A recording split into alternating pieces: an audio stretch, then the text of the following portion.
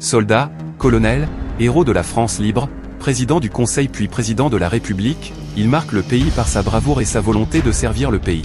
Né en 1890 à Lille, il choisit une carrière militaire dans l'armée de terre. Durant la Première Guerre mondiale, il est blessé de multiples fois. En 1916, pendant la bataille de Verdun, son régiment est décimé, et il est capturé par les Allemands. Charles de Gaulle éprouve une profonde rancœur de ne pas combattre, et tente de s'évader plusieurs fois, mais reste captif jusqu'à l'armistice. En 1921, il se marie à Yvonne Vendroux, il écrit plusieurs ouvrages comme « Le fil de l'épée » publié en 1932, ou « Vers l'armée de métier » publié en 1934. Dans ces ouvrages, il s'inquiète de l'immobilisme, et le manque de considération par l'état-major de l'arme blindée. En mai 1940, il commande la 4e DCR, et parvient à organiser une contre-attaque à Montcornet, qui stoppe momentanément l'ennemi.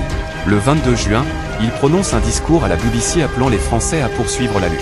Il est reconnu officiellement par Winston Churchill comme le véritable chef de la France libre. Par conséquent, il est condamné à mort, et déchu de sa nationalité par le nouveau régime de Vichy. Convaincu de l'importance stratégique de l'empire colonial, et de ses nombreuses ressources humaines et matérielles, il tente de reprendre l'AOF, mais échoue devant Dakar. Il réussit malgré tout à se rendre maître de l'AOF. En 1943, une opposition a lieu entre De Gaulle et le général Giraud, soutenu par Roosevelt.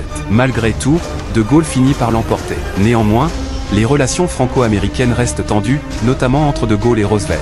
En juillet 1944, Roosevelt est contraint de reconnaître De Gaulle et le GPRF comme étant la seule autorité légale à diriger la France. En août 1944, De Gaulle fait son entrée à Paris, sur les Champs-Élysées. Quelques mois après la libération, un gouvernement d'union nationale est constitué sous la présidence de Charles de Gaulle.